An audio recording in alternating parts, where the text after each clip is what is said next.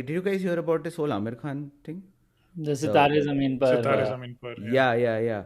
So that you should listen to some of his. He came on a lot of these creator podcasts and stuff like that and spoke about it. And he spoke a lot of things which we're talking about right now. That how OTT has actually kind of ruined the film industry. I don't know how much. Do you guys agree that basically films are meant to be watched in theaters? I mean, I'd say, yeah. I mean, it's Yeah, an Uh, experience that you try Depends to on the create. film. yeah. But like, see, let's talk about Frankenstein. It's just Del Toro's movies are like fantastical and they're meant for a thing like that. Or even like you take the stance Christopher Nolan takes, right? He goes through huge lengths to produce these kind of movies without green screen, and he actually creates these whatever the stuff which is shown in his movie. He recreates it in real life, and it's not done in like a studio but in like a actual thing. And then they want you to watch it in the theaters, but these OTT platforms come in, they release it basically on just like the bare minimum qualification for awards, and then you have to go watch it on Netflix at home, right? So I think Amir Khan took a stance against it. They're like, and then you start making movies for OTT and you don't stop making movies for theaters. And he's like, no, nobody's watching it in the theaters.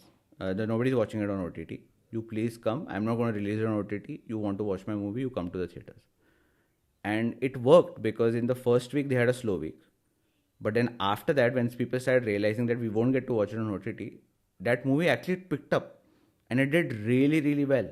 And then after like, I think 2 or 3 months of having it in the theaters, he then quietly released it on YouTube, not on any other OTT. He rejected deals with other OTT platforms and released it on YouTube. So I think Hmm. YouTube has positioned itself really, really well, and I think they are like really set to compete against these OTT platforms. Well, the YouTube release was also sort of an extension of the theater run, wasn't it? Because he was charging. The way it had been set up was that you had to pay to view pay per view, basically, Correct. right? Correct. Probably, yeah. Um, and so it was starkly different from the traditional OTT model, where if as long as you're subscribing to the OTT, Yeah. you get access to all the content, right? Yeah, but that's what YouTube is giving. So what YouTube is saying is, hey, you know what? We started off as a free to view service. That still stays.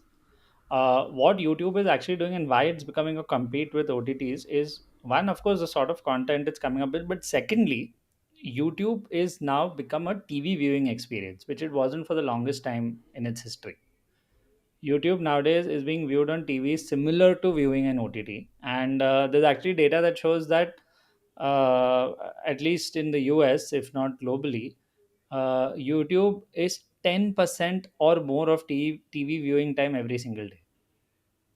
So that's a huge percentage. I know 10% doesn't seem great, but considering if I view TV for like say 2 hours a day, 120 minutes, and I'm viewing YouTube for anywhere between 12 to 15 minutes out of that. The rest will be news, maybe a game. If I watch sports will probably be an hour and a half. And I'm basically saying, out of my 2 hours of viewing time, I'll watch one game, one football game, soccer for the people in the US. But post that, 30 minutes is YouTube. And that's crazy. That's sort of the attention share of attention that it's getting on TV screens. This is solely on TV screens, and that's why what it can now afford to do is, hey, you know what? We've got a free version. You can come, you see ads, you watch songs, videos, whatever.